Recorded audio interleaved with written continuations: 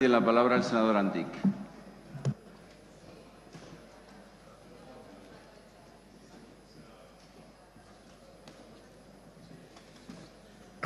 Gracias, señor presidente. Señorías, quiero manifestar ya de entrada que vamos a dar apoyo a la toma en consideración de la proposición de ley orgánica de reconocimiento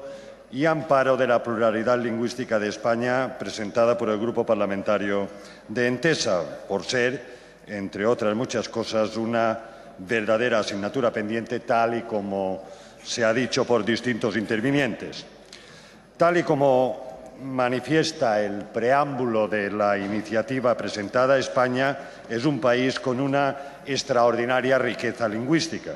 La Constitución, en su artículo 3, y distintos estatutos de autonomía así lo recogen, señalando la lengua castellana como la lengua común de todos los españoles y españolas, declarando el catalán, valenciano, gallego y el euskera vascuence lenguas propias y cooficiales en distintas comunidades autónomas y reconociendo de forma explícita otras lenguas como el bable, leonés, etcétera, como parte del patrimonio lingüístico de las comunidades autónomas. Un conjunto de hablas que convierten al Estado español en un país plurilingüe y que conforman su identidad, un patrimonio cultural y social que demanda acciones y responsabilidades por parte de las instituciones, acciones y responsabilidades que fortalezcan dicho patrimonio, que a su vez es una forma de reforzar las posibilidades de enriquecimiento personal, las garantías de igualdad de oportunidades sociales y económicas y un estímulo para la convivencia. Desde mi punto de vista, el artículo 3 de la Constitución dirige un mandato al Estado que no puede considerarse observado únicamente atribuyendo toda la responsabilidad sobre la promoción, la difusión y garantías de los derechos lingüísticos a las comunidades autónomas. Entendemos que el artículo 3 mandata también a la Administración central unas obligaciones generales de promoción, difusión y garantías de la pluralidad lingüística existente en España. Decía Jordi Soletura, uno de los ponentes de la Constitución, comentando la Carta Magna, que en cuanto a los hechos diferenciales, la relación entre la Administración central y las comunidades autónomas concernidas ha sido, es y será básicamente bilateral. Pero esto no quiere decir que tenga que funcionar totalmente aparte de la cooperación federal. Así, por ejemplo, los acuerdos entre la Administración central y una comunidad autónoma sobre cuestiones lingüísticas específicas o sobre singularidades fiscales o administrativas o sobre diferencias geográficas como las que derivan del hecho insular no tienen por qué quedar al margen de las demás ni ser vistas como excepciones de la cooperación federal. En realidad, son elementos singulares dentro del principio general de cooperación y deben ser aceptados, apoyados e integrados como tales por el resto de comunidades autónomas y Administración central. Más todavía, la Administración central debe considerar todos los hechos diferenciales, adaptarse a ellos y colaborar en su normalización y en su promoción, como en el caso de las lenguas. O sea, el conjunto del Estado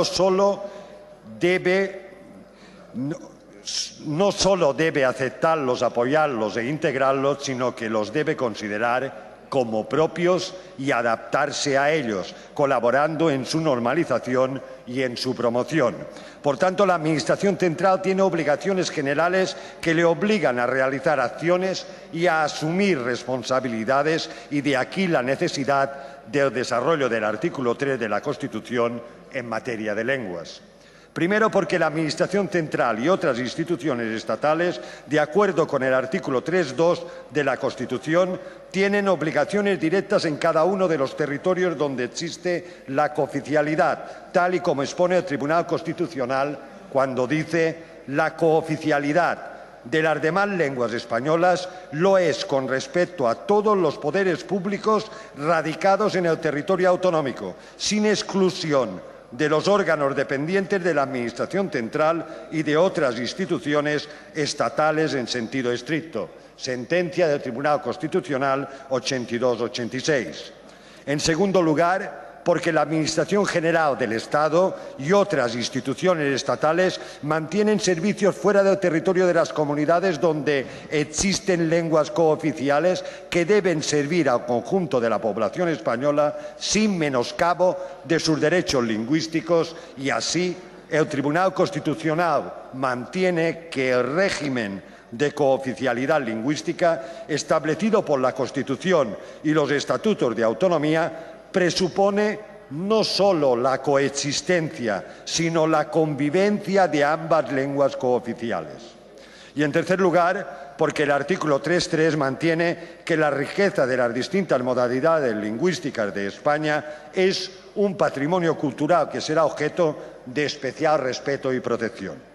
Protección que se deriva del propio texto constitucional y que, además de hacerse efectiva por los estatutos de autonomía y leyes que los desarrollan en cada comunidad donde existan lenguas cooficiales o protegidas, también dicha protección demanda acción y responsabilidad del Estado en su conjunto. Protección que, a nuestro entender, debe articularse teniendo en cuenta que no se trata solamente de un patrimonio con efectos muy concretos sobre la población de determinadas comunidades, sino también de un patrimonio común del conjunto del Estado español. Y, por tanto, obliga al Gobierno de España a promover acciones desde sus competencias dirigidas a difundir estas lenguas, fomentarlas y a garantizar su perdurabilidad, articulando iniciativas para normalizar su uso en la sociedad y facilitando los servicios pertinentes para atender a la población española sin menoscabo de sus derechos lingüísticos. Es oportuna la iniciativa presentada por Entesa porque el desarrollo legislativo amplio de las responsabilidades del Estado en su conjunto en esta materia era una asignatura pendiente que debe facilitar la convivencia de las distintas lenguas como demanda el Tribunal Constitucional. Una ley que, como reza el preámbulo, articula el amparo legislativo al uso de las lenguas españolas que, con el castellano, tienen el carácter de oficiales en alguna comunidad autónoma de acuerdo con la Constitución y el correspondiente Estatuto de Autonomía en las relaciones con la Administración General del Estado o con otras instituciones u órganos constitucionales y el desarrollo y mantenimiento de la vitalidad de las lenguas reconocidas en los estatutos, aún sin rango de cooficialidad. Una iniciativa que da un paso más, un paso acertado respecto del avance que ya supuso la creación del Consejo de las Lenguas Oficiales de la Administración General del Estado, creando durante la Administración socialista. Un paso que mi grupo ya había solicitado en el Congreso en el mes de marzo y que comporta la implicación de las comunidades autónomas y facilita una mayor cooperación entre estas y la Administración General del Estado. Un paso que la presente iniciativa concreta con la creación de un nuevo Consejo de las Lenguas Españolas.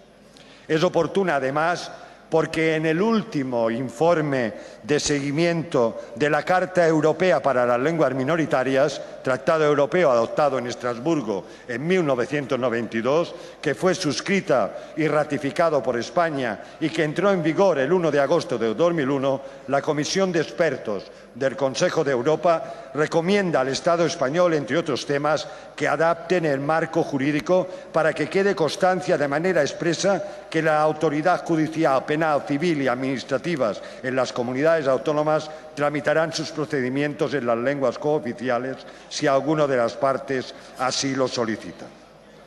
Que establezcan las medidas jurídicas y prácticas necesarias para garantizar que en las autonomías a las que hace referencia el artículo 9, una proporción adecuada de los trabajadores judiciales tengan la capacidad lingüística necesaria para poder realizar sus funciones profesionales en los idiomas correspondientes. Y sigue en la misma línea con muchas más recomendaciones, pero la última es la de que se garantice en los servicios públicos del Estado la presencia de todas las lenguas regionales o minoritarias. En definitiva, un conjunto de recomendaciones y sugerencias muy acordes con la proposición no de ley que estamos debatiendo. Es un hecho que en muchas comunidades autónomas se ha avanzado de forma importante, pero es un hecho también que en relación a la Administración General del Estado aún es necesario avanzar mucho en este tema. Por último, solo decir que lamentamos la posición del grupo mayoritario, que no deje ni tan siquiera que esta ley se pueda debatir, se pueda discutir, que no deje ni tan siquiera tratar un tema que creemos que es muy importante y que no puede seguir siendo tratado. Vaya terminando, señoría. Ya termino. Que no puede seguir siendo tratado como un tema de segunda división que explica la poca sensibilidad del grupo mayoritario en estas materias, que, por cierto, pueden explicar las confrontaciones que también se producen después en otros campos. Muchas gracias. Gracias, senador.